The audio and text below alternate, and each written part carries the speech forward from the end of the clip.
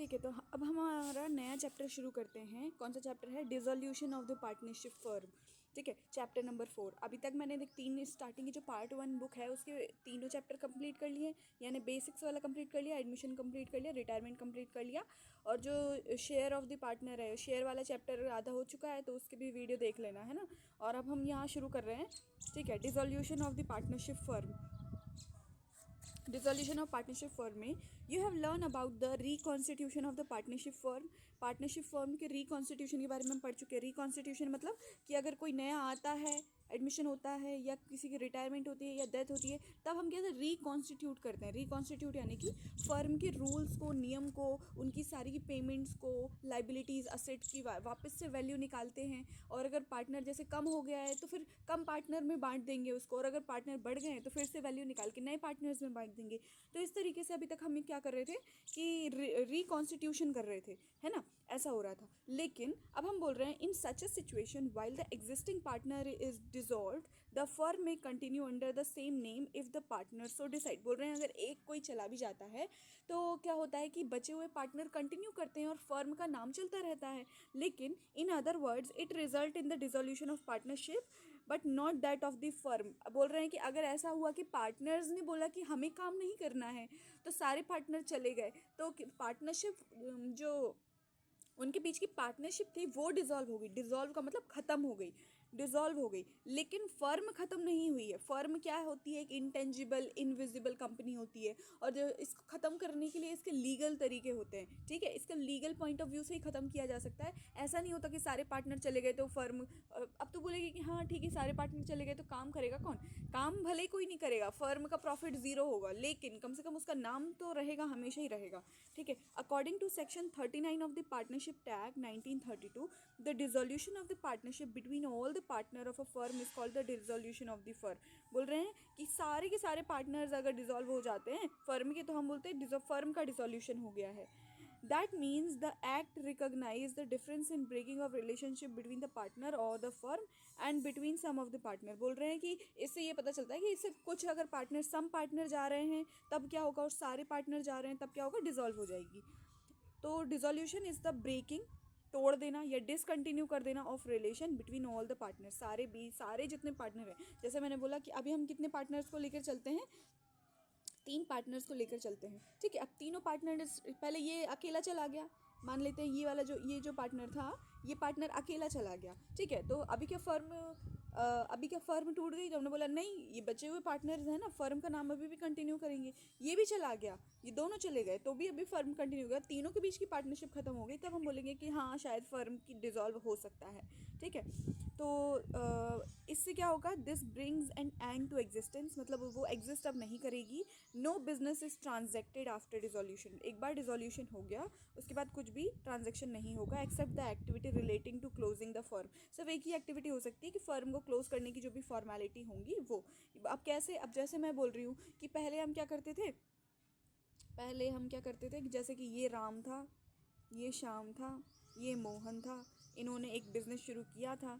ठीक है, बिज़नेस में बहुत सारी चीज़ें लगाई थी, बहुत पैसा लगाया था, अब ये छोड़ के चला गया, ये छोड़ के चला गया, ये छोड़ के चला गया। लेकिन अब बिज़नेस ख़त्म करने के लिए हम क्या करेंगे कि इसके सारे इनकी पार्टनरशिप तो ख़त्म होगी। सबसे पहले हम पार्टनरशिप जो है, पार्टनरशिप ख़त्म कर देंगे। और क्या करेंगे, सेलिंग फर्म्स के एसेट, सारे फर्म के एसेट ख़त्म कर देंगे, और उसकी लाइबिलिटी को भी चुकाना पड़ेगा, मतलब सारा हिसाब क्लियर हो जाएगा, तभी जाके हम क्या बोलेंगे कि जो भी पार्टनर्स पे लाइबिलिटी थी, क्लेम थे, वो ख़त्म हो चुके हैं, है ना, मतलब अब पार्टनर्स की कोई जिम्मेदारी नहीं रही। ठीक है, अगर कोई भी लाइबिलिटी बचती है तो भी अभी उसकी जिम्मेदारी है, तो हम फर्म को ख़त्म नहीं कर सकते थे। तो अगर हमें फर्म को ख़त्म करना है तो सबसे पहले तो हमारी जो पार्टनरशिप है वो ख़त्म करेंगे, सारे एसेट बेच देंगे, सारी लाइबिलिटीज़ को, सारे लोन या जो भी चीज़ें उसको पे करेंगे, और फिर हमारे पार्टनर फ्री हो जाएंगे। ठीक है, तो इस तरीके से डिसोल्यूशन होता है। As stated earlier, dissolution of partnership changes the existing relation between the partner. मतलब बोल रहे हैं जैसे ही डिसोल्यूशन होता है तो दोनों जो पार्टनर्स के बीच का रिश्ता बदल जाता है या पहले जैसा रहता है? पहले तो वो अच्छे से बिजनेस कर रहे थे, लेकिन जैसे ही फर्म डिसॉल्व हो गई तब उनके बीच में कोई रिश्ता नहीं रहा, but the firm may continue. लेकिन हो सकता है कि पार्टनर चले जाएं, लेकिन फर्म तो लीगल एंटिटी है ना, तो अगर कुछ भी लीगल फॉर्मेलिटी बची होगी तो firm continue to business as before, firm तो चलेगी, है ना। अब तो बोलेगी फर्म कैसे चलेगी, अरे यार भले ही वो ज़ीरो प्रॉफिट कमाएगी, कुछ नहीं कमाएगी, लेकिन फर्म का नाम तो हमेशा ही रहेगा ना लीगल पॉइंट ऑफ व्यू से। तो हम बोल रहे हैं अब जैसे ही डिसोल्यूशन होता है पार्टनरशिप फर्म का, तो देख जैसे हमने पिछले चैप्टर में पढ़ा कि कोई भी नया पार्टनर आता है, कोई भी नया पार्टनर आता है, एडमिशन होता है, तो हम उसकी गुडविल कैलकुलेट करते हैं, नया प्रॉफिट शेयरिंग रेशियो बनाते हैं, उसके साथ साथ एसेट और लाइबिलिटीज़ की नई रिवैल्यूएशन करते हैं कि यार क्या वैल्यू होगी, फिर उसके साथ हम उसको बांटते हैं, ठीक है। और मतलब ये एडमिशन में होता है। डेथ में भी क्या होता है कि फिर जो गुडविल है वो मतलब जो पार्टनर की डेथ हुई है या रिटायर हुआ है उसके हिस्से की गुडविल किसको मिलती है, जो एग्जिस्टिंग पार्टनर है उनको मिल जाती है। फिर कितना प्रॉफिट हुआ वो लेकर जाता है, मतलब बहुत सारी चीज़ें चेंजेस करते थे हम डेथ वाले में भी। अब डिसोल्यूशन में क्या क्या चेंजेस हमें करने पड़ेंगे वो यहाँ पर। अब डिसोल्यूशन में change in the existing profit sharing ratio among the partner, admission of a new partner, retire, मतलब क्या क्या हो सकता है। प्रॉफिट शेयरिंग रेशियो चेंज होता था, एडमिशन हुआ था तब भी थोड़ा, फिर retirement, death, insolvency of the partner यानी कंगाल हो गया, ठीक है। Completion of the venture if partnership is formed, अब बोल रहे हैं कि अपना काम पूरा नहीं कर पा रहा। Expiry of the period of the partnership, partnership की मतलब उन्होंने डीड में पहले लिख के रखा था कि हमारी पार्टनरशिप इतने साल की है, 6 साल की है, 7 साल की है, 2 साल की है, 1 साल की है, लिख के रखा हुआ था। अब वो टाइम पूरा हो गया तो उनकी पार्टनरशिप को तोड़ना होगा, ठीक है। तो ये बहुत सारी यहाँ पर लिखी हुई हैं। The dissolution of partner may take place in any of the following ways, मतलब किसी भी तरीके से डिसॉल्व कर सकते हैं पार्टनरशिप को, ठीक है। पार्टनरशिप को तोड़ने का तरीका क्या है कि यार प्रॉफिट शेयरिंग रेशियो चेंज कर लिया, या हम नया पार्टनर ले आए तो मैं चला गया, है ना। अगर कोई पार्टनर रिटायर हो गया तो पार्टनरशिप जाएगी। मैं फर्म को तोड़ने की बात नहीं कर रही हूँ अभी, डिसोल्यूशन ऑफ फर्म की बात नहीं कर रही हूँ मैं। ये जो तरीके हैं ये पार्टनरशिप तोड़ने के हैं सिर्फ, ठीक है। अब हम आगे बात कर लेते हैं कि dissolution of the firm, the dissolution of the partnership firm may takes place without the intervention of court और by the order of court. मतलब बोल रहे हैं कि अगर हमें पार्टनरशिप फर्म तोड़नी है ना, तो हमें किसी भी मे टेक प्लेस, मतलब ये हो सकता है कोर्ट के ऑर्डर के साथ भी हो सकता है, और मतलब कोर्ट अगर ऑर्डर देगी तब भी हो सकता है, और अगर नहीं भी देगी ऑर्डर तब भी हो सकता है, ठीक है। विद और विदाउट दोनों, in any of the ways specified in the latter in this section, मतलब इसमें आगे जो भी दिए गए होंगे ना तरीके, उनसे हम फर्म को डिसॉल्व कर सकते हैं। ऊपर जो तरीके दिए थे उससे क्या हो रहा था कि हम पार्टनरशिप को डिसॉल्व कर रहे थे, फर्म को डिसॉल्व नहीं कर रहे थे, ठीक है। It may be noted that the dissolution of the firm necessarily brings in dissolution of the partnership. बोल रहे हैं ऐसा हो, अगर जैसे पार्टनरशिप, सॉरी, जैसे मैं बोल रही हूँ फर्म जो है, अगर मैं बोल रही हूँ फर्म को डिसॉल्व कर रहे हैं, फर्म को डिसॉल्व कर रहे हैं मतलब पूरी हमारा बिजनेस ही डिसॉल्व हो गया, तो पार्टनरशिप भी डिसॉल्व होगी कि नहीं होगी, पार्टनरशिप डिसॉल्व होगी क्या नहीं। ऐसा हो सकता है क्या कि हमने फर्म को डिसॉल्व कर दिया लेकिन हमारी पार्टनरशिप अभी भी है।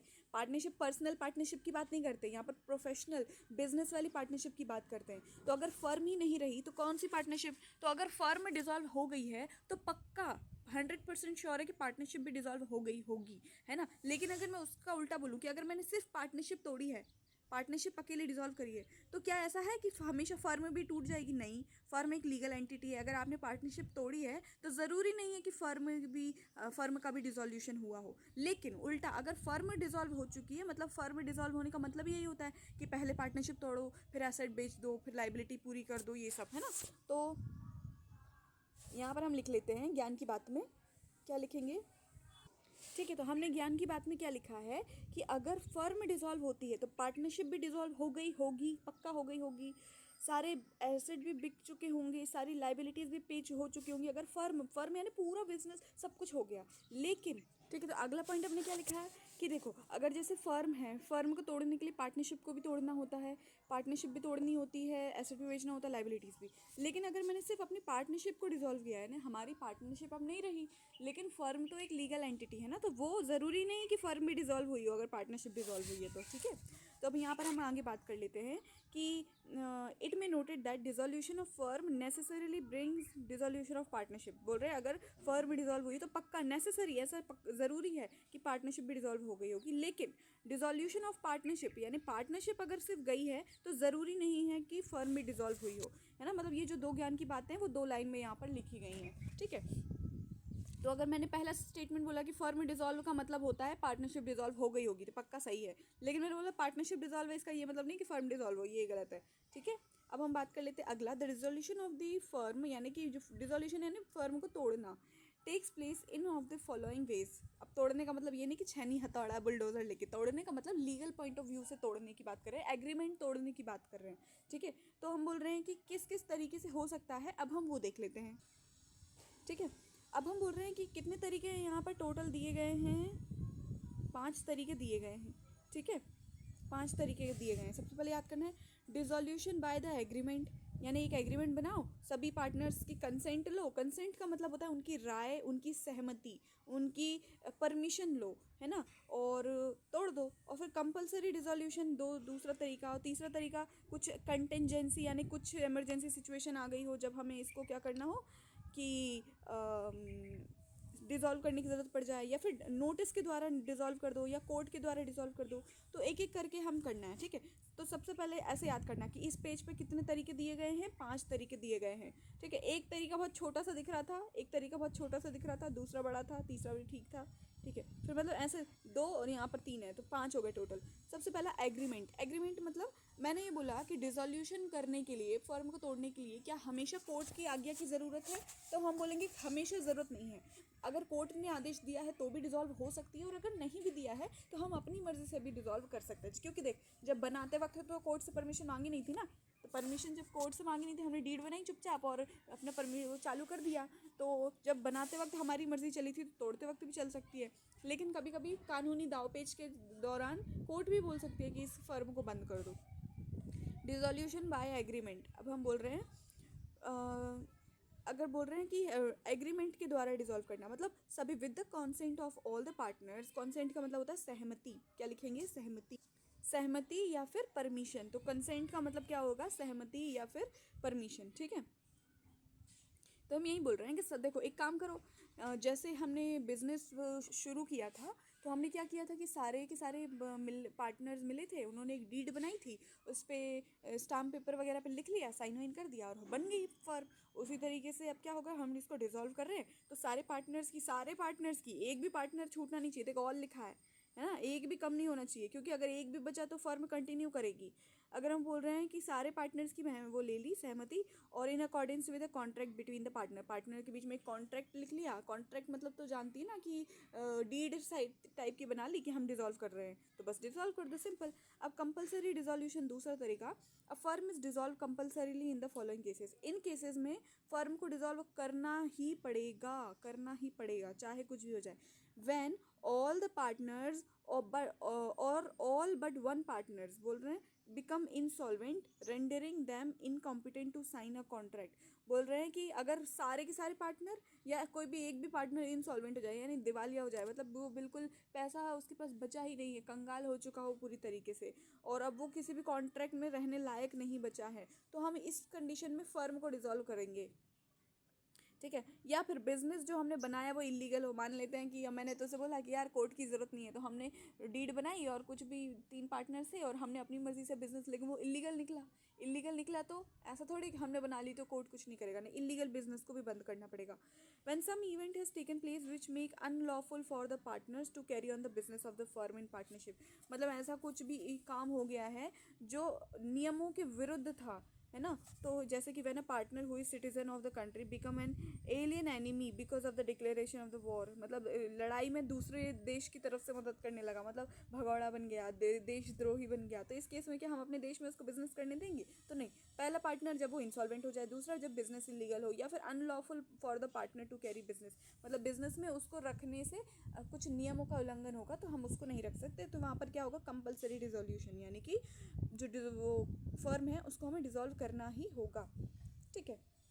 अब तीसरा तरीका जिससे कि हमें फर्म को डिसॉल्व करना पड़ेगा वो है on the happening of certain contingencies, ठीक है। अब यहाँ पर बोल रहे हैं कोई भी कंटिजेंसी हो जाए। कंटिजेंसी मतलब जैसे समझ ले कि हमने बहुत प्लानिंग करी कि यार कल पिकनिक पर जाएंगे और फिर उसके बाद यहाँ पर हम ये करेंगे, फिर उस होटल में रुकेंगे वगैरह वगैरह, है ना। लेकिन तुम जैसे ही ट्रेन से जा रहे थे, अब ट्रेन की तुम्हारी वो क्या हो गई कि टिकट जो हवा में उड़ गई, मतलब ऐसी कोई परिस्थिति आ गई जिसके बारे में हमने सोचा ही नहीं था, है ना। मतलब एकदम से हुई ऐसी परिस्थिति और जो हमारे फेवर में नहीं थी, तो उसको बोलते कंटिजेंसी। बोल रहे हो सकता है कोई भी कंटिजेंसी आ जाए, तो subject to contract between the partners the firm is dissolve. तो फर्म कब if constituted for a fix term, अगर हम बोल रहे हैं कि एक फ़िक्स टाइम के लिए ही हमने पार्टनरशिप को रखा था, तो बाय द जैसे एक्सपायरी होगी तो हमें उसको क्या करना होगा, फर्म को डिसॉल्व करना होगा।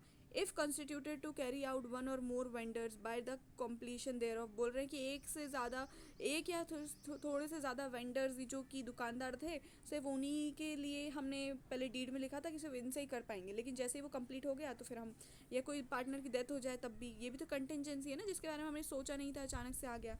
Bye the adjudication of the partner as an insolvent, insolvent अगर उसको घोषित कर दिया तो हो गया। Dissolution by notice, in case of partnership at will the partnership may be dissolve if any of the partner given notice in writing to the other partner saying its intention और seeking dissolution of the firm. मतलब अगर बोल रहे हैं जैसे 3 partner थे, अब हमने बोला कि तीनों पार्टनर बिजनेस कैरी करते थे, हमने डेट भी अच्छी बनाई थी, लेकिन अब एक पार्टनर ने नोटिस भेज दिया कि नहीं, अब मैं काम नहीं करूँगा, मुझे तो फर्म डिसॉल्व करनी है, तो उस केस में करना पड़ेगा, क्योंकि तीनों पार्टनर की चलेगी ना, 2 की तो नहीं चलेगी, बचे हुए की।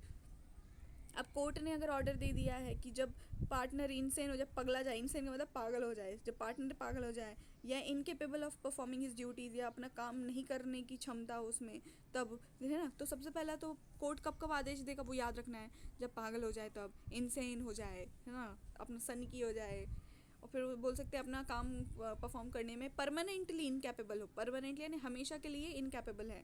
When the partner is guilty of misconduct, यानी कोई क्राइम किया हो, गिल्टी का मतलब होता है दोषी, ऑफ मिसकंडक्ट यानी कोई गलत काम करने में दोषी पाया जाए, ठीक है।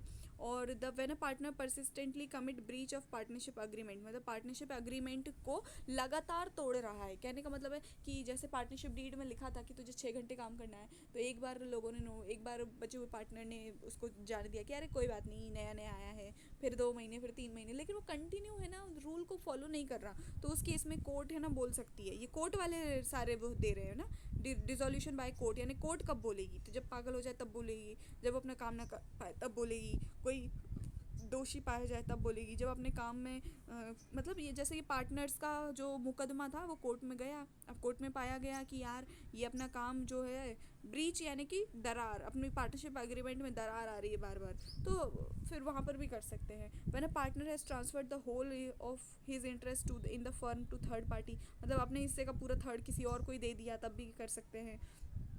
बिजनेस सिर्फ लॉस ही लॉस कर रहा है तब भी कर सकते हैं, ठीक है। The court regard dissolution to be just inequitable, बोल रहे हैं कि एक बार कोर्ट ने दे दिया फैसला तो उसके बाद इनइक्विटेबल, उसको कोई नहीं बदल सकता, ठीक है। अब हम बोल रहे हैं कि दोनों में डिफरेंस क्या है, डिसोल्यूशन ऑफ पार्टनर्स और डिसोल्यूशन ऑफ द फर्म, ठीक है। तो हम बोल रहे हैं कि जैसी पार्टनरशिप अगर टूट गई तो इसका ये मतलब नहीं है कि बिजनेस टूट जाएगा, बिजनेस तो रहेगा, पार्टनरशिप भले ही टूटी है ना, लेकिन अगर फर्म का डिसोल्यूशन हुआ है मतलब बिजनेस भी गया गया, ठीक है।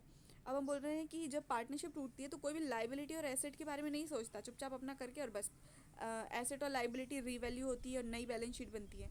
लेकिन जब डिसॉल्व करते हैं तो सब कुछ बेच बाँच के घर जाना होता है ना, तो एसेट भी बेच देंगे, लाइबिलिटी चुका देंगे और घर चले जाएंगे। इसमें कोर्ट का इंटरवेंशन ज़रूरी नहीं है, पार्टनरशिप तोड़ने के लिए कोर्ट की क्या ज़रूरत है, वो तो आपस में मिल के कर लो, लेकिन अगर फर्म हो रहा है तो फर्म के लिए कोर्ट की ज़रूरत पड़ सकती है। इकोनॉमिक स्टेटस, अब बोल रहे हैं ऐसा हो सकता है कि यार पार्टनरशिप तोड़ रहे हो तो उनकी मर्ज़ी से तोड़ रहे हो, ज़रूरी नहीं है कि उनकी इकोनॉमी ख़राब चल रही हो, फाइनेंशियल सिचुएशन ख़राब चल रही हो इसलिए कर रहे हैं, है ना। लेकिन अगर डिज़ोल्व कर रहे हैं किसी भी उसको तो इसका मतलब यार इकोनॉमिक स्टेटस, इकोनॉमिक स्टेटस का मतलब अब पार्टनर्स के बीच में कोई भी पैसे से रिलेटेड लेन देन अब नहीं हो सकता। पार्टनरशिप अकेला तोड़ रहे हैं तो हो सकता है कि वो आपस में पर्सनली कुछ करें। क्लोजर ऑफ द बुक, इसमें बिजनेस तो ख़त्म हो नहीं रहा तो कोई भी बुक क्लोज नहीं होगी, लेकिन यहाँ पर सब कुछ क्लोज हो जाएगी, ठीक है। ये इसको ऐसा समझना कि सब कुछ बेच बाच के घर जाना, ठीक है। डिसोल्यूशन का मतलब सब कुछ बेच बाच के घर चले जाना चुपचाप। फिर आगे हम टेस्ट योर अंडरस्टैंडिंग की बात कर लेते हैं, ठीक है। अब ये टेस्ट योर अंडरस्टैंडिंग में बोल रहे हैं कि जो भी नीचे दिया गया है उसका रीज़न दो, which of the following statement are true और फॉल्स, मतलब तुम्हें ट्रू और फॉल्स पहले पहचानना है, फिर बताना है कि वो सही भी है या नहीं है। तो सबसे पहला बोल रहे हैं, क्या पहला बोल रहे हैं कि dissolution of a partnership is different from dissolution of firm, यानी पार्टनरशिप का डिसोल्यूशन, उसको पार्टनरशिप को तोड़ना अलग है फर्म को तोड़ने से। तो हम बोलेंगे हाँ वेरी गुड, क्यों, क्योंकि जब हम पार्टनरशिप को तोड़ते हैं, तो बिज़नेस अभी भी कंटिन्यू कर रहा होता है, बिज़नेस अभी भी कंटिन्यू कर रहा होता है, लेकिन जब हम फर्म को तोड़ते हैं तो बिज़नेस कंटिन्यू नहीं करता, है ना। ये देखिए सारे डिफरेंस लिखे हुए हैं यहाँ पर कि बिजनेस कंटिन्यू यहाँ पर करता है, यहाँ नहीं करता। सारे एसेट और लाइबिलिटी की नई वैल्यू निकाली जाती है, यहाँ पर कुछ नहीं निकाली जाती। यहाँ पर कोड से कोई लेना देना नहीं है, यहाँ कोड की ज़रूरत पड़ सकती है, ठीक है। और फिर उसके बाद इकोनॉमिक स्टेटस दोनों हो सकता है बाद में भी कुछ अलग बिजनेस बना के काम करें, लेकिन यहाँ फर्म में फिर वो नहीं करेंगे कुछ भी। अब यहाँ पर सारी बुक्स क्लोज करने की ज़रूरत नहीं होती, यहाँ पर होती है। तो इस तरीके से ये डिफरेंस है दोनों में। तो वो यहीं पर यही पूछा है ना उसने कि डिफरेंस है कि नहीं है, कैसे डिफरेंट है, तो हमने बता दिया सारे के सारे। अब बोल रहे हैं a partnership is dissolve when there is a death of a partner. अब हम बोल रहे हैं कि अगर जैसे यहाँ पर हमने रीज़न देखे थे कि कौन कौन से केस में पार्टनरशिप डिसॉल्व हो सकती है। तो उस देख उसमें एक केस था कि डेथ के टाइम पे भी पार्टनरशिप यानी दोनों के बीच में जो, जैसे मैं बोल रही हूँ कि जैसे ये रहा राम, ये रहा श्याम, ये रहा मोहन, अब मोहन नहीं रहा तो इसके और इन दोनों के बीच की पार्टनरशिप अब रही है, डिसॉल्व हो गई। तो तू बोले कि अब वो खुद ही नहीं रहा तो पार्टनरशिप कैसे रहेगी, तो डिसॉल्व हो गई। तो अब यहाँ पर यही बोल रहे हैं कि यार जब पार्टनरशिप डेथ के केस में पार्टनरशिप डिसॉल्व होती है या नहीं होती, तो बोलेंगे हाँ होती है। फिर उसके बाद अगला क्वेश्चन ये है कि firm is dissolve when the all partner give consent to him, consent to it, मतलब सारे के सारे पार्टनर ने अपनी सहमति दे दी है, परमिशन दे दी है कि फर्म को डिसॉल्व कर लो। तो क्या फर्म डिसॉल्व हो सकती है, तो हम बोलेंगे हाँ हो सकती है। देखो यहाँ पर लिखा हुआ है कि dissolution by agreement with the consent of all partners the firm can be dissolved, ठीक है। तो ये सही है। तो देख पहला वाला मैं बताती हूँ, पहला वाला क्या है, ट्रू, ठीक है। फिर दूसरा वाला क्या है, ट्रू। थर्ड वाला क्या है, ट्रू। फोर्थ वाले की बात कर लेते हैं, फोर्थ क्या हो जाएगा, क्या लिखा है, the firm is compulsorily dissolve when a partner decide to retire. अब ये बोल रहा है क्या कि जैसे ही कोई भी एक पार्टनर डिसाइड कर लेता है कि वो रिटायर हो रहा है तो फर्म को तोड़ना ही होगा। तो पिछले चैप्टर में जब एक पार्टनर रिटायर हो रहा था तो क्या फर्म तोड़ दी थी क्या, तो हमने बोला था नहीं, बाकी दो तो कंटिन्यू कर रहे थे ना, तो फर्म कैसे टूटी। तो ये वाला जो स्टेटमेंट है वो क्या है, फॉल्स है, ठीक है। अब उसके बाद अगला है dissolution of a firm necessarily involve dissolution of the partnership. बोल रहे हैं कि अगर फर्म टूटती है तो पक्का पक्का पार्टनरशिप भी टूटी होगी, सही है नहीं, तो हम बोलेंगे सही है। देखिए यहाँ पर मैं बताती हूँ, देख पिछले ज्ञान की बात में मैंने क्या लिखा था यहाँ पर कि फर्म अगर टूटती है तो पार्टनरशिप पक्का टूटेगी, सारे एसेट पक्का बिकेंगे, सारी लाइबिलिटी पक्का पे होंगी। लेकिन अगर सिर्फ पार्टनरशिप अकेली टूटती है तो ज़रूरी नहीं कि फर्म डिसॉल्व हो, ठीक है। अब अगले की बात कर लेते हैं। A firm is compulsorily dissolve when all the partners और when all the partners except one partner become insolvent, इन्वॉल्वेंट नहीं है ये सॉल्वेंट है, स्पेलिंग सही कर देती हूँ, ठीक है। तो अब यहाँ पर क्या बोल रहे हैं अगला, firm is compulsorily dissolve when एक पार्टनर क्या होता है, इंसॉल्वेंट हो जाए, इंसॉल्वेंट यानी कंगाल हो जाए। तो देखो अभी हमने पढ़ा था कौन कौन से रीज़न यहाँ पर बोल रहे हैं, देख ये कंटिजेंसी में पढ़ा था कि मतलब ऐसी कोई घटना हो जाए जो हमने सोची नहीं थी, कि बोल रहे हैं कि अगर कोई भी एक पार्टनर इंसॉल्वेंट हो जाता है, इंसॉल्वेंट यानी कि उसके पास बिल्कुल पैसा बचता ही नहीं है, एकदम वो हो गया गरीब कंगाल हो गया, तो उस केस में भी क्या होता था कि पार्टनरशिप फर्म होती थी डिसॉल्व, तो सही है वो। तो ये वाला जो है, ये वाला क्या है, ट्रू है, ठीक है, ये भी ट्रू है। अब उसके बाद court can order a firm to be dissolve and a partner become insane. अगर कोर्ट बोल दे कि यार तुम्हारा जो पार्टनर है वो पगला गया है तो हम क्या करेंगे, पार्टनरशिप फर्म को तोड़ना पड़ेगा, तो यस ये भी ट्रू है। अब बोल रहे dissolution of the partnership can not take place without intervention of the court. बोल रहे जब तक कोर्ट नहीं बोलेगा पार्टनर डिसॉल्व नहीं हो सकती, गलत, मैंने बोला था कोर्ट की परमिशन के साथ। अब देख कहाँ लिखा है ये चीज़, देखिए यहाँ पर लिखी हुई है, the dissolution of the firm may take place without the intervention of the court. बोल रहे हैं बिना कोर्ट की सहमति के भी हो सकता है और by the court order of the court, यानी कोर्ट के ऑर्डर के साथ भी हो सकता है, मतलब दोनों ठीक है। अब यहाँ पर बोल रहे हैं कि बिना कोर्ट की परमिशन के हो ही नहीं सकता, तो ये फॉल्स हो जाएगा, क्या हो जाएगा, फॉल्स। अब अगला हमारा टॉपिक है सेटलमेंट ऑफ द अकाउंट्स।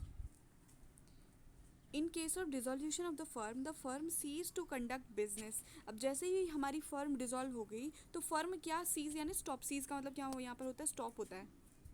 बोल रही है cease to conduct business and has to settle its account. बोल रहे हैं कि बिजनेस स्टॉप करना होगा और उसके जितने भी अकाउंट्स में जो भी चीज़ें हैं उसका कुछ ना कुछ करना होगा और फाइनली ख़त्म कर देना होगा। For this purpose it dispose of all of its asset for satisfying the claims against it. In this context should be noted that subject to agreement among the partner the following rule. अब यहाँ पे बोल रहे हैं कि कैसे कैसे किस चीज़ का क्या ट्रीटमेंट होगा, वो आगे देखते हैं। अब देखना ऐसा होता है कि समझना, यहाँ पर मैं समझाती हूँ। जैसे कि मान लेते हैं कि हम 3 लोग बिजनेस कर रहे थे, राम, श्याम और मोहन।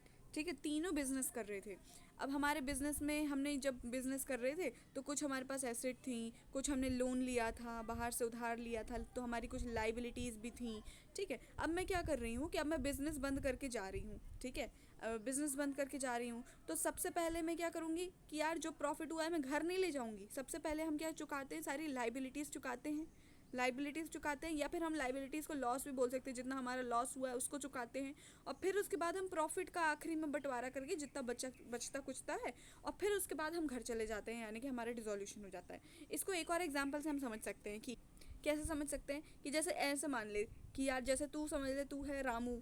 ठीक है, रामू एक कंपनी में काम करता है। अब कंपनी से उसकी सैलरी आती है, सैलरी आई कितनी, 10,000 मान लेते हैं। ठीक है, 10,000 सैलरी आई तो रामू आता है सैलरी घर पे लेकर। ये उसका घर है, छोटा सा घर है। ठीक है, ये छोटा सा घर है, एक ही रूम है बस उसमें। अब घर पर सैलरी लेकर आता है तो वो ऐसा थोड़ी करेगा कि चलो वो जुआ में खेल जाएगा। मतलब रामू एक कंपनी में काम करता है, समझदार इंसान है, तो वो जुआ खेल जाएगा या दारू पी जाएगा, ये काम नहीं करेगा। वो ये काम नहीं करेगा। वो क्या करेगा, सबसे पहले जितनी उसकी लाइबिलिटीज़ है वो पे करेगा। मतलब बच्चों की स्कूल की फ़ीस पे करेगा, स्कूल की फ़ीस पे करेगा, ये उसकी लाइबिलिटी थी। फिर राशन लेकर आएगा, राशन में जो उधारी थी वो उसको राशन की दुकान पर जो उधारी थी वो चुकाएगा।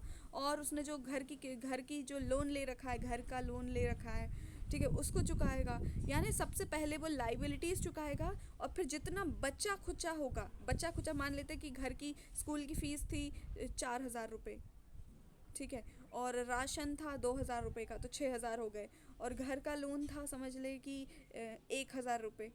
तो अभी टोटल कितने, 4, 2, 6 और 1, 7 खर्च हो गए। अब बचा कुचा जो 3,000 है ना, 3,000 उसका प्रॉफिट है। अब उस प्रॉफिट को वो बांटेगा, यानी प्रॉफिट का वो कुछ भी कर सकता है, उसकी मर्जी कि हो सकता है वो कुछ नई गाड़ी खरीद ले 3,000 में। वैसे गाड़ी तो आएगी नहीं, एक मान लेते हैं कूलर खरीद ले, मान लेते हैं, है ना। उसके अलावा कुछ बैंक में बचा के रख ले, मतलब वो प्रॉफिट का कुछ भी कर सकता है। तो मेन हमारा कॉन्सेप्ट ये है कि अगर हमारे पास कुछ भी, हमें इसको खर्च करना है या इसको डिजोल्व करना है, ऐसा मान ले कि सैलरी को डिजोल्व करना है। सैलरी को डिजोल्व करेंगे तो सबसे पहले हम जो लाइबिलिटीज़ है उनको पे करेंगे और बाद में प्रॉफिट बांटते हैं। ठीक है, ये होता है। तो अब हम ये बोल रहे हैं वापस से, अब जैसे फर्म के डिसोल्यूशन की अगर हम बात कर रहे थे इस केस में, तो फर्म के डिसोल्यूशन में सबसे पहले हम प्रॉफिट बांट लें, या सबसे पहले जो लॉस हुआ है, लाइबिलिटी हुई है, उनको चुकाएं।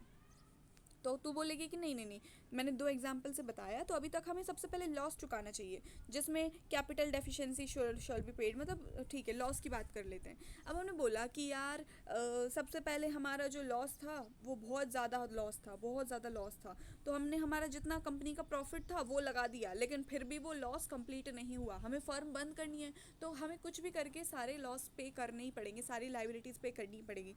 तो सबसे पहले हम प्रॉफिट का पैसा लगाएंगे। अगर वो ठीक उससे हो जाता है हमारा लॉस पे तो ठीक है, और अगर उससे नहीं हुआ तो हम बोलेंगे कि यार पार्टनर्स एक काम करो, तुम अपने घर से जो कैपिटल लाए थे वो भी लगा दो। ठीक है, तो पहले प्रॉफिट पूरा लगा दिया, फिर सारा कैपिटल लगा दिया, फिर भी लॉस पे नहीं हुआ अगर मान लेते हैं, तो partners individually in their profit sharing ratio अपने घर से भी लेकर आएंगे, तब जाके चुकाएंगे, है ना। तो बोल रहे हैं कैसे कैसे चुकाएंगे, तो सबसे पहले तो जितना प्रॉफिट बनता है उससे चुकाएंगे कि यार उससे अगर चुक जाए तो, है ना। मान लेते हैं, एग्जाम्पल दे देते हैं, जैसे मैं मान लेती हूँ हमारा जो लॉस है टोटल, वो लॉस है 1,000 रुपये का लॉस है। ठीक है, और कंपनी के पास जो प्रॉफिट पड़ा है वो 600 रुपये का पड़ा है।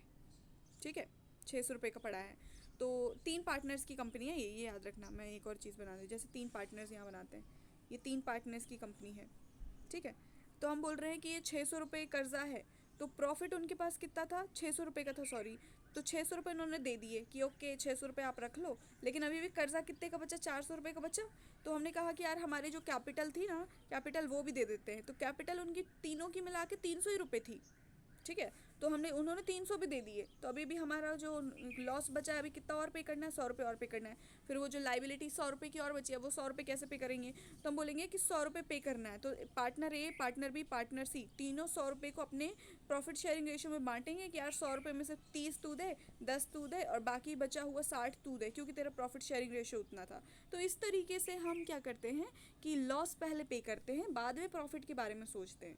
तो हमने बोला कि ठीक है, लाइबिलिटीज़ को इस तरीके से हम पे करेंगे कि सबसे पहले हमारे प्रॉफिट को देखेंगे कि यार प्रॉफिट से अगर पे हो रहा हो, फिर हमारे पार्टनर्स कैपिटल से देखेंगे कि अगर उससे हो रहा हो, और अगर उससे भी नहीं होगा तो इंडिविजुअल पार्टनर्स अपने प्रॉफिट शेयरिंग रेशियो में वो पैसा लेकर आएंगे, ठीक है, और फिर उसके बाद हमारा जो लाइबिलिटी है उसको पे करेंगे। अब हम बोल रहे हैं लास्ट में एप्लीकेशन ऑफ दी एसेट्स, मतलब एसेट का एप्लीकेशन का मतलब यूज़ होता है, एप्लीकेशन मतलब यूज़ होता है कि अब एसेट को कैसे यूज़ करेंगे, ठीक है। तो एप्लीकेशन का मतलब यूजेस ऑफ एसेट। हमने सबसे पहले लाइबिलिटीज़ के बारे में तो सोच लिया कि लाइबिलिटीज़ को कैसे कैसे चुकाएंगे, लेकिन अब एसेट के बारे में बात कर लेते हैं। The asset of the firm, the asset of the firm including any sum contributed by the partners to make deficiency. अब हम बोल रहे हैं कि जो पार्टनर्स के द्वारा दी गई कैपिटल है वो भी तो हमारे लिए, ठीक है, शॉल भी। अब हम कैसे कैसे देखेंगे, अब जो एसेट है उसके पैसे से, एसेट को बेच के जो पैसा मिलेगा उससे हम फर्म का कर्जा चुकाएंगे to the third party. Third party का मतलब ये होता है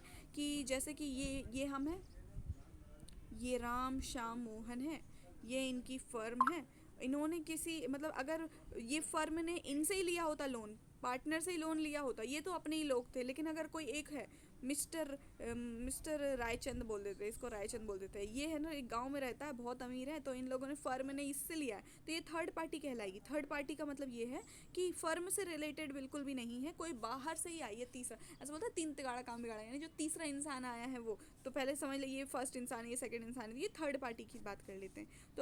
तो हम सबसे पैसा, ठीक है, तो हम क्या करेंगे कि एसेट का पैसा, जो एसेट से पैसा आएगा उससे थर्ड पार्टी का लोन चुकाएंगे, ठीक है। थर्ड पार्टी मतलब समझ गई ना, कि जैसे फर्म है, फर्म के पास पार्टनर्स थे, तो पार्टनर्स तो कंपनी फर्म के ही लोग थे, लेकिन अगर हमने बहुत दूर से किसी आदमी से जो फर्म से बिल्कुल रिलेटेड ही नहीं है उससे अगर हमने लोन लिया है तो वो थर्ड पार्टी कहलाएगी। तो यार उस थर्ड पार्टी ने मुश्किल के समय हमारी मदद की थी, तो क्यों ना हम सबसे पहले हमारा जो भी होगा एसेट से पैसा आएगा तो हम उसका पहले लोन चुकाएंगे। तो सबसे पहले paying the date of the firm to the third party, फिर paying each partner proportional due to him. अब बोल रहे सबसे पहले बाहर वाले लोगों का कर्जा चुकाओ, फिर उसके बाद हर एक पार्टनर ने अगर दिया होगा जो उस पर ड्यू है ना, तो पार्टनर्स लोन मतलब पार्टनर के लोन के लिए उसको भी देंगे। फिर उसके बाद दो चीज़ों को चुका दिया, बाहर से आए लोगों का भी पैसा चुका दिया, पार्टनर्स का भी चुका दिया। अब हम बोल रहे हैं इन पेइंग ईच पार्टनर, अब लोन के अलावा हर एक पार्टनर के भी अलावा पास भी तो कुछ ड्यू होगा, मतलब जो पहले कंपनी के पास पैसा नहीं होगा तो उसका कुछ रिजर्व या प्रॉफिट या इंटरेस्ट ऑन कैपिटल दे ना पाए हो तो वो चुकाओ।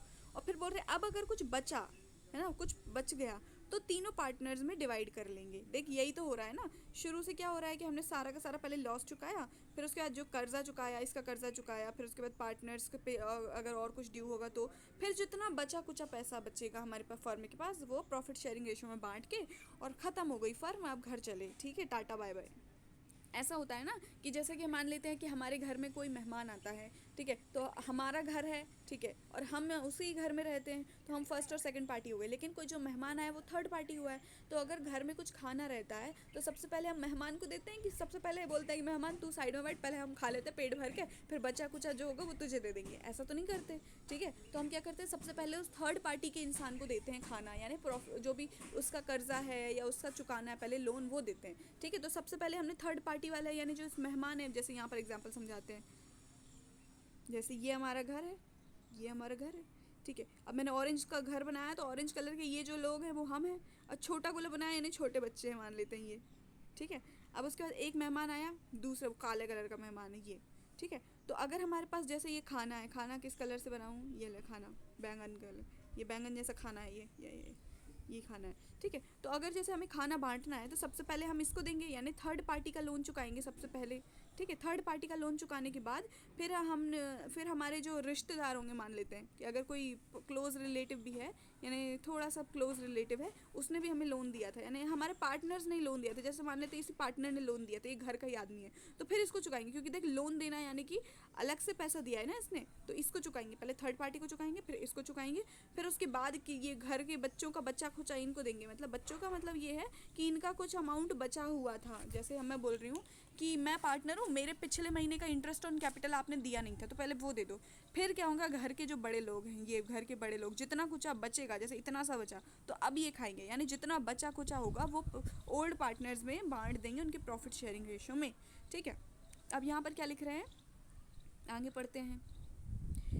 Thus the amount realized from asset, realized यानी प्राप्त हुआ, from the asset, asset से जो भी प्राप्त हुआ, जो भी पार्टनर्स की कंट्रीब्यूशन से, if required shawl be used, उसको कैसे यूज़ करेंगे, अगर ज़रूरत पड़ी तो। सबसे पहले आउटसाइड लाइबिलिटी, यानी बाहरी लोगों से जो लाइबिलिटी ली है ना, यानी घर के बाहर जो मेहमान आए हैं उनसे जो लाइबिलिटी ली है, सबसे पहले उनको चुकाओ। जैसे क्रेडिटर्स, क्रेडिटर्स यानी जिन्होंने हमें लोन दिया था, ठीक है, और डेप्टर्स, डेप्टर्स यानी हमने जिनको दिया था, जिन्होंने उधार लिया था वो डेटर्स, जिन्होंने हमें दिया था वो क्रेडिटर्स। तो देख ये कितने अच्छे लोग हैं, मुसीबत के समय क्रेडिटर्स ने हमारी मदद की थी। जो बाहर की लोन उनको चुकाओ, बैंक ओवरड्राफ्ट उसको चुकाओ, बिल पेबल्स उसको चुकाओ। ठीक है, it may noted that the secured loans have precedence over the unsecured loans. अब अगर लोन भी तुम्हारे पास दो टाइप के हैं, एक सिक्योर्ड है एक अनसिक्योर्ड है, तो पहले सिक्योर्ड वाला वो चुकाओगे।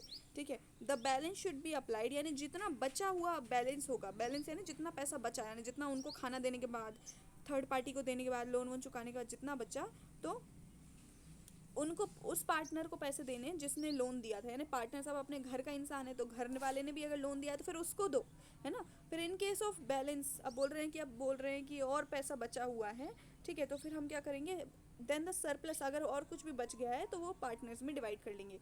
मतलब जो यहाँ लिखा है ना वही इन्होंने थ्योरी में यहाँ लिख दिया है। ठीक है, आगे बढ़ते हैं। ठीक है, अब आगे हम बात कर लेते हैं प्राइवेट डेट और फर्म का डेट।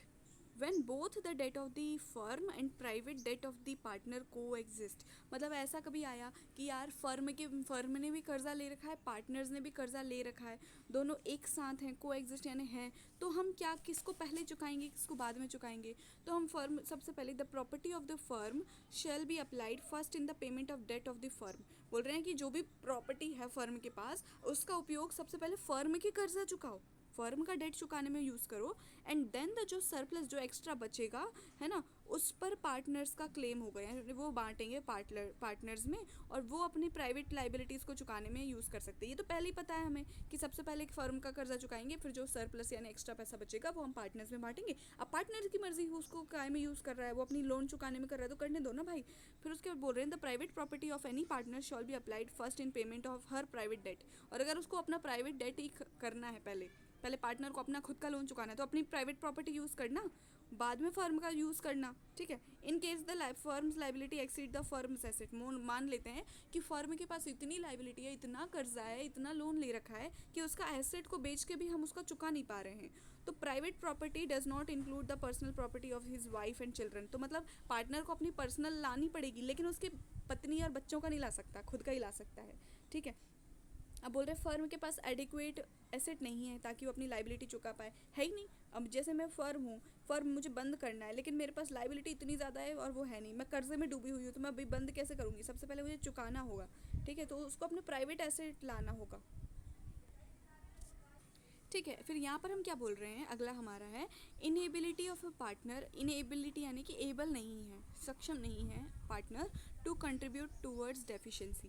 मतलब ऐसा मान लेते हैं कि फर्म डिसॉल्व हो रही थी, ठीक है, हो रही थी। अब यहाँ पर 3 पार्टनर्स हैं, एक तरीके से देख लेते हैं, ये पहला पार्टनर, ये दूसरा पार्टनर, ये तीसरा पार्टनर। ठीक है, फर्म डिसॉल्व हो रही थी, 100 रुपये की लाइबिलिटी निकली थी कि यार 100 रुपये की लाइबिलिटी, तो इनके प्रॉफिट शेयरिंग रेशो में इन्होंने बोला कि 20 तू लेकर आ, 30 तू लेकर आ और 50 तू लेकर आना। ठीक है, तो ये 50 ले आया, ओके, ये 30 लेकर आ गया, ओके, चुका दिया। लेकिन इसने बोला मेरे पास बिल्कुल मैं कंगाल हूँ, मेरे पास 20 रुपये भी नहीं है। ठीक है, तो इनमें बहुत लड़ाई हुई कि देखो हम तो इतना सारा दे रहे हैं, तुझसे इतना सा बोला था, तू कर नहीं पा रहा है इतना सा, फिर तू आया ही क्यों था। लेकिन अभी लाइबिलिटी जिसकी है वो फर्म को तो चुकाना ही है किसी भी तरीके से, तो ये तो दे नहीं रहा किसी भी हालत में। तो अब ये जो लोग हैं ना, इन पर एक्स्ट्रा लोड पड़ेगा, ये देंगे, ये जो बचे हुए लोग हैं वो भी इसके हिस्से का देंगे। ठीक है, तो यहाँ पर ये बोल रहे हैं। अब इसको पढ़ लेते हैं कि आखिर यहाँ पर लिखा क्या है। अब बोल रहे हैं इस बारे में, मतलब जब वो नहीं दे पा रहा, पार्टनर इनसफिशिएंट है, डेफिशिएंसी यानी जो भी कमी पड़ रही है लाइबिलिटीज़ में उसके हिस्से की वो नहीं दे पा रहा है। In the context of settlement of account among the partner there is still another important aspect to be noted. when a partner is unable to contribute towards the deficiency of his capital account, उसके capital account में जितने की debit ज़रूरी थी वो नहीं है, अब वो डेबिट बैलेंस दिखा रहे हैं ना, नेट लॉस दिखा रहा है इसके में, he is said to be insolvent, तब उसको इंसॉल्वेंट यानी कंगाल कह देंगे, and the sum receive is not receivable is treat as capital loss of the firm, मतलब अगर उससे रिसीव नहीं हो पा रहा है तो हम क्या बोलेंगे कि फर्म के कैपिटल का लॉस हुआ है, in the absence of any agreement to the contrary, अगर कोई भी उसमें लिखा नहीं है, उसमें डीड में लिखा नहीं है कि अगर ऐसा कुछ केस हुआ तो क्या होगा, तो जितना कैपिटल लॉस हुआ है यानी जितने की ज़रूरत यहाँ पर ये कैपिटल लॉस हुआ है, ये 20 रुपये का कैपिटल लॉस हो गया ना, तो ये कौन देगा, रिमेनिंग पार्टनर देंगे, रिमेनिंग बचे हुए पार्टनर देंगे उनके अब यहाँ पर बोल रहे हैं द सॉल्वेंट पार्टनर, यानी सॉल्वेंट पार्टनर यानी जिनके पास अभी भी पैसा है, ये solvent partner have to bear यानी उनको सहना होगा ऐसा loss in the ratio of their capital on the date of dissolution, ये देंगे। ठीक है, अब हम आते हैं अकाउंटिंग ट्रीटमेंट पर। यहाँ पर अब क्या बोल रहे हैं, when the firm is dissolved the books of accounts are to be closed, अब और आर टू बी का मतलब करना होगा, टू बी का मतलब होगा आगे, तो बुक्स क्लोज करना होगा, और जो भी प्रॉफिट या लॉस अराइज हुआ है on the realisation of its asset and discharge of liability to be computed, मतलब इसके लिए सबसे पहले ये करना होगा ना कि एसेट कितना है, लाइबिलिटी कितना है, ये सब निकालना होगा, तो इसके लिए रियलाइजेशन अकाउंट बनाया जाता है, जिससे कि नेट प्रॉफिट या नेट इफेक्ट या नेट लॉस है या नेट प्रॉफिट है ये पता चल सके, रियलाइज़ हो जाए, रियलाइज़ मतलब हमें ऐसा रियलाइज़ हुआ ऐसा बोलते हैं ना, ये मुझे रियलाइज़ हो गया, तो realisation of asset and payment of liability which may be transfer to partners capital account, मतलब रियलाइजेशन अकाउंट बनाएंगे और उसमें जितना प्रॉफिट या लॉस होगा वो पार्टनर्स के कैपिटल अकाउंट में ट्रांसफ़र कर देंगे in their profit sharing ratio. ठीक है, तो हम यहाँ पर क्या क्या करने वाले हैं, सबसे पहले हम बनाएंगे रियलाइजेशन अकाउंट, रियलाइजेशन अकाउंट से क्या आ जाएगा, नेट इफेक्ट आ जाएगा, नेट इफेक्ट का मतलब ये है कि या तो प्रॉफिट हुआ होगा ना, या तो प्रॉफिट हुआ होगा या फिर लॉस हुआ होगा, फिर हम क्या करेंगे कि पार्टनर्स के कैपिटल अकाउंट में वो ट्रांसफ़र कर देंगे, अगर लॉस हुआ है तो भी वो देगा और फिर गेन हुआ है या प्रॉफिट हुआ है तो भी वो ले लेगा, पार्टनर्स कैपिटल अकाउंट में ये ट्रांसफ़र कर देंगे। ठीक है, तो ये चीज़ होने वाली है। अब हम आगे बात कर लेते हैं कि hence all the assets other than cash in hand, bank account और फिक्सिशियस एसेट, मतलब जितने भी एसेट्स हैं अगर हैं और सारी लाइबिलिटीज़ इसी अकाउंट में ट्रांसफ़र करेंगे, तो इसमें क्या क्या ट्रांसफ़र करते हैं, सारी लाइबिलिटी और सारे एसेट्स सब कुछ कर देते हैं। It also record the sales of asset, payment of liability, realisation expenses. ठीक है, तो अब हम इसको ऐसे करेंगे, अब इसका फॉर्मेट ये रहा। ठीक है, फॉर्मेट कैसा रहा, रियलाइजेशन अकाउंट है। So after making the realization account, after placing everything we have on the debit or either on the debit or credit side, and which things to be transferred to which account then after making realization account, and how do we do that?